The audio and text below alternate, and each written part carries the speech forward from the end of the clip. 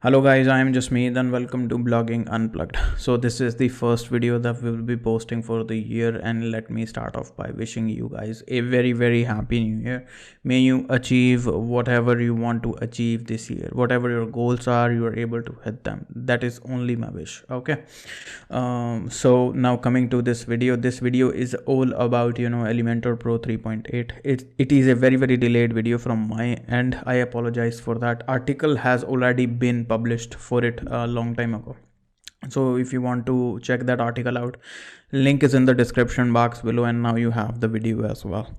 Okay, so what we have covered in this video is all about the new loop builder.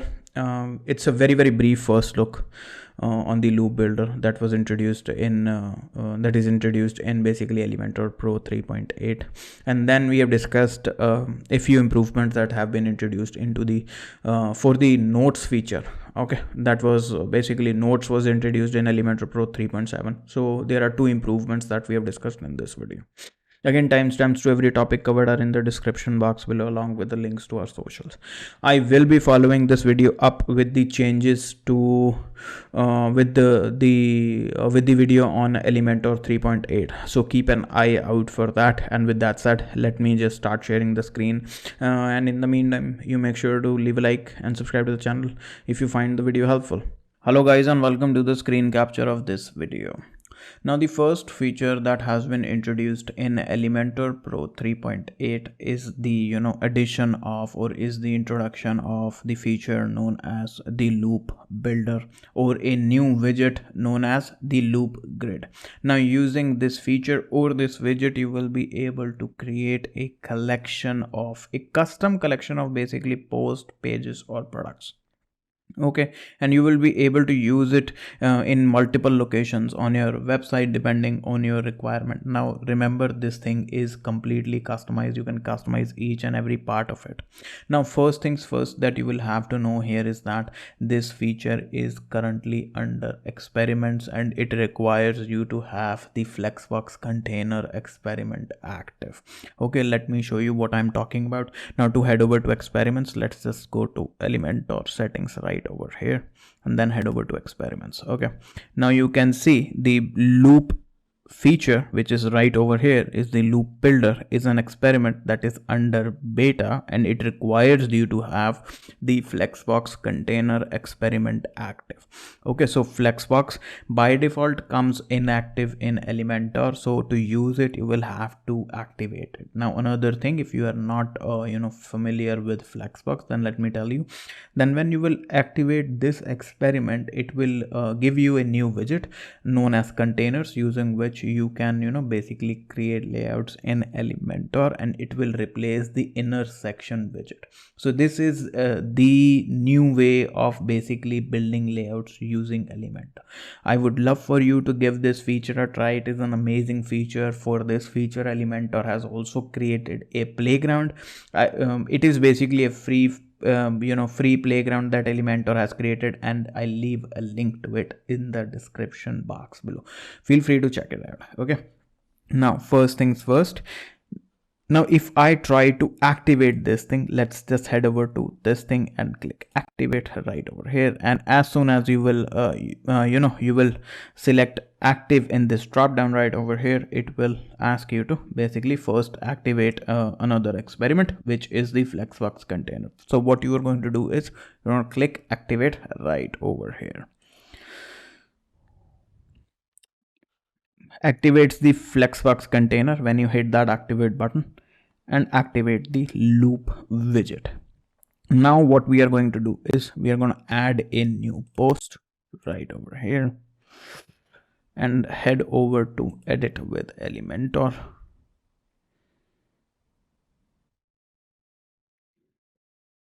You can see the container widget, and you can see the loop grid widget.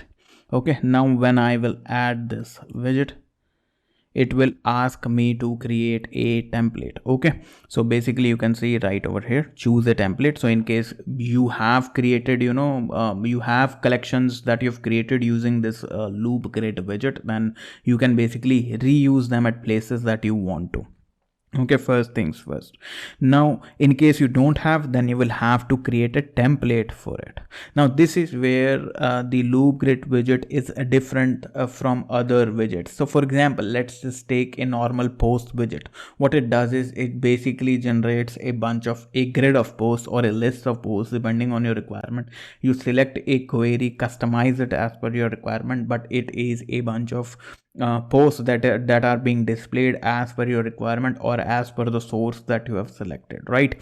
But here things are different. You are basically creating a custom list or a custom collection of posts, pages, or products depending on your requirement, and these things are completely customized.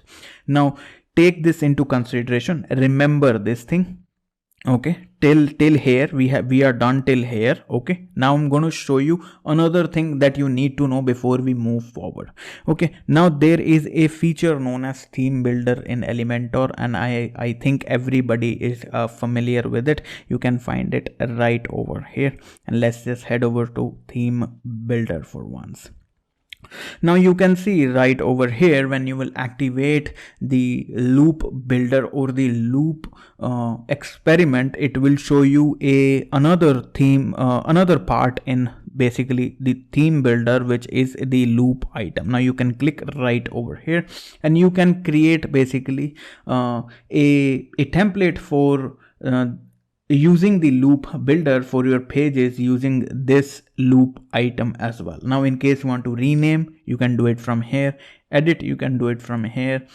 Trash, export, rename, you can do everything right from here and add a new one as well. Now this is as good as you are doing it here by adding the widget, right? So you can call it another way of creating a template for using your loop builder, using the Elementor loop builder. So this is another way of doing things.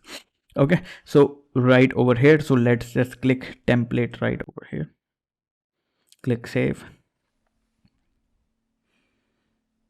and it will show us a bunch of recommended widgets. Okay, so you can see right over here, post, excerpt, title, content, featured image. So let's just drag a featured image right over here.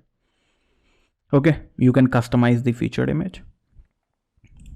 Go back, select a title.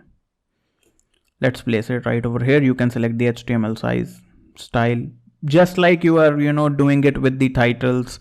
You can do it right over here with this loop builder as well, in the loop builder as well. This loop builder is basically letting you create a template that it will replicate the number of times that you will select using the existing basically widgets that you have in Elementor. So understand it this way. It is a widget that uses other widgets to create a template for the loop that you are going to create. So this is basically creating an item, a replica of it, or basically it is creating a structure that it will be replicating across the collection or the grid or the list that you are creating using the loop builder. So for example, what I have done here is I have added a a featured image and a heading. I can customize it as per my requirement, link it.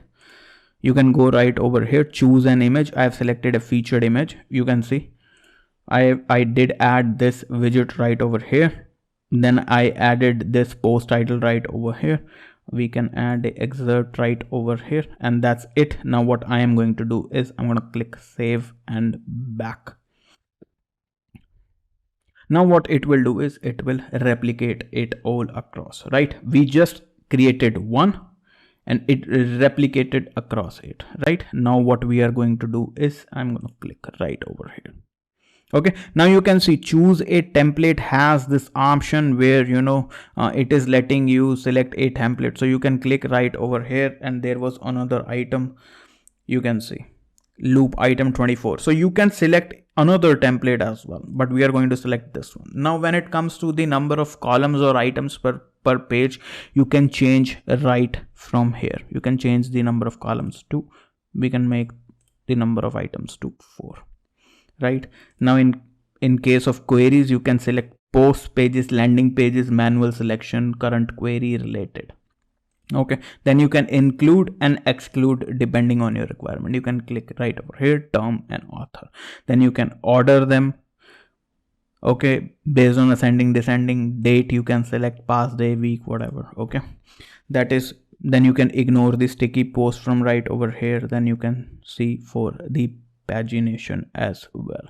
Now let's head over to styling, and you can add basically the gap between columns and posts. You can see right over here. You can see these are moving, right? And gap between rows, right? So this is basically the loop builder widget. This is basically a very brief look on the loop builder widget or the loop grid widget in Elementor Pro 3.8. This is relatively a new feature. Now before we move forward, now here is the thing that I personally faced using this feature, and behind the scenes I was trying to create this tutorial because I write articles on it as well. So on occasions I was facing issues, and on occasions it was working perfectly fine. I couldn't figure out why it wasn't working perfectly, right? So this is one thing that I want to tell you. If you want to use it on your website or any or basically, let's just call it, if you want to use it on a live website, I would love for you to give it a try first on a development environment and then move it to a live website so that it doesn't cause you much issues. So this is one thing that I want you to keep in mind. Again, this is a feature that has been introduced as an experiment, and for right now in Elementor Pro 3.8 it requires you to have Flexbox container active for you to use it. And in case you have any queries regarding this feature, I am testing this feature out. I'm using this feature right now on my development site, and if you have any queries, feel free to comment down below. Okay, so this is basically the first very brief look at this feature. Moving on from the loop builder, the next topic that we are going to discuss is the improvements to the notes feature in Elementor Pro 3.8. Now this feature was introduced in Elementor Pro 3.7, and using it you can basically communicate with others using the Elementor editor and boost collaboration. Okay, now the first change that has been introduced in this feature is an option to basically add notes or open the panel in the right click menu. So for this, to show you these changes, what I've done is, this is in Elementor Pro 3.8. you can see right over here, notes in Elementor Pro 3.8, and here we can see notes in Elementor Pro 3.7. so the first improvement is introduction, basically it's addition in the right click menu, which you can see right over here. There is no option for notes that you can see. Okay, now let's head over to Elementor Pro 3.8, and you can see the notes is right over here, and you can open it. You can click it and it will open the notes panel right over here. So let me place it in the center like this. Okay, now let's head over to Elementor Pro 3.7. open notes from here. This is the notes panel. Now let's just move it to the center. Now the next change that has been introduced for the notes in Elementor Pro 3.8 is the resizing. You can see right over here, you cannot resize this notes panel. You can give notes, but you cannot resize, right? From nowhere you can resize, right? Let's see here, there are no options to resize right over here as well. Okay, now here is the option to resize. You can resize depending on your requirement. Okay, the option is not available here, not available here, and not available here. The option is this, right? This gives you, using this you can basically resize notes now. Okay, so basically in Elementor 3.8 in Elementor Pro 3.8 there are two changes. One is the addition of notes in the right click menu, and the second one is basically the resizing part of it, and both of those are missing in Elementor Pro 3.7. Okay, so these are the two changes that have been introduced in Elementor Pro 3.8. Very brief. One is a new feature, another one is an improvement. In case you have any queries regarding these, then feel free to comment down below. This is a brief video. The first look was a very brief first look, and then notes feature had these minor two changes that have been introduced. Now if you found this sort of video helpful, then make sure to leave a like and subscribe to the channel. If you have anything that you want to ask, feel free to comment down. Now I hope you have found this video helpful and are now familiar with the new features and changes that have been introduced in Elementor Pro 3.8. Now if you did, then make sure to leave a like, subscribe to the channel and turn on the post notification bell. Now in case you have any queries, feel free to comment down below. Now in case you are a follower of our clips channel, then I will be posting the clips for this video in the coming few days. Okay, they are already done. I have already created the clips and I will post them in the coming few years. This video will be posted on Facebook as well, so keep an eye out for that as well. And if you haven't followed us on Facebook or Instagram, then or Twitter, then links to that will be in the description box below. Now in case you want to get started with Elementor, link to Elementor Pro is in the description box as well. Now some of the links in the description box below are affiliate links, which means I'll make a small commission if you decide to purchase using our link. Now these commissions help support the channel. And with that said, thank you for watching, and I will see you in the next video.